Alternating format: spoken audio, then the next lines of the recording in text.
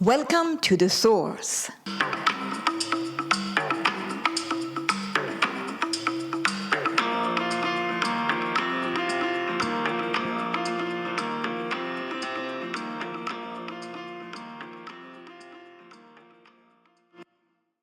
Happy International Day of Friendship.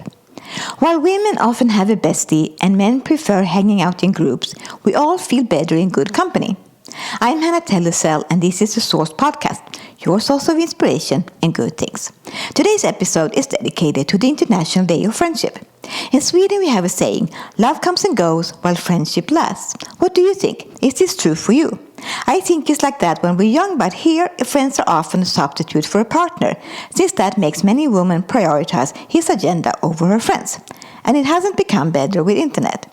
The more we spend time online, the less time we have for building real connections and develop sound relationships. We can of course stay updated and communicate online with people that can become our friends, or that already are our friends, but apart from that, scrolling on social media, we're just viewers. What is then a good friend and how do you become friends? To me, a friend is someone who accepts you for who you are and tells you the truth when you ask for their opinion.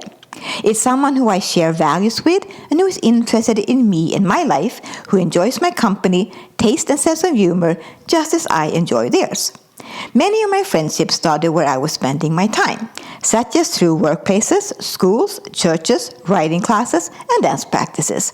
I've always been a very open and validating person, and I've always found it easy to start talking.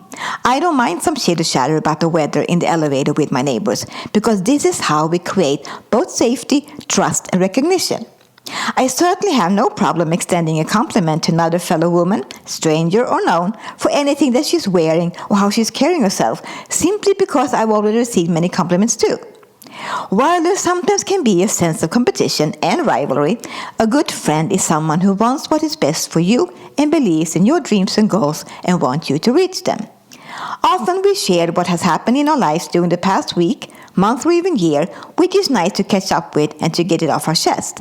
Not so often, but more importantly though, doing things together like traveling or hosting a party makes for creating both memories and bonds. Unfortunately, many women seem to put their friendships on the back burner as soon as they think they must meet the right, especially when they have the children and everything revolves around them. Lucky for me, I've also had quite a few male friends, both for partying with, being in the same fraternity organization with, or working or studying with. Sometimes our friendship builds more after either of us have finished our studies or changed workplace, and sometimes it ebbs out instead. What the biggest caveat is of course money. Just as with regular romantic relationships, having a similar standard is key for a more frictionless friendship. To not always be the one asking for a loan or be the one always paying is healthier and doesn't create an unwanted pattern of power positions. Equality really begins in our relationships, that we value and cherish each other equally much from a positive and empowering stance. So how do you become friends with someone and where? The first thing we have to accept is that we must leave our comfort zone a little. At best, we find people we can invite into our comfort zone, our home, but here we still can inspire each other to grow. And if not, we can spend time together outside or in the specific setting we met. We can commute together, go for a lunch or an after-work drink if we're colleagues. We can study together, talk about the classes and lend each other books if we're students. We can create a Bible study group or sit at the same table and have a coffee after church if we met there. We can help each other out with a choreography or just talk about the time we spend outside of class and catch a ride if we met at dance practice.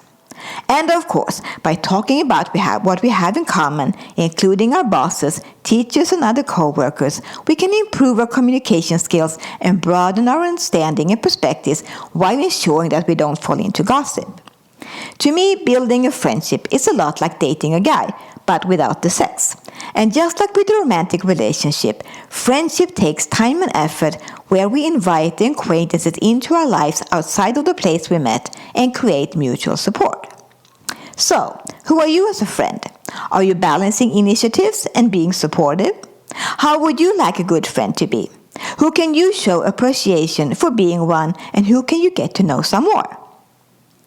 The next episode of the Source Podcast is released on August the 1st for Nature Work Day, when we begin entering the season of late summer and the element of earth. Tune in on the 1st of August for some inspiration to ground your body through walks in nature. Thanks for listening. Please rate, review, and subscribe for more life coaching tips. And remember, care about yourself, others, and earth. Aloha!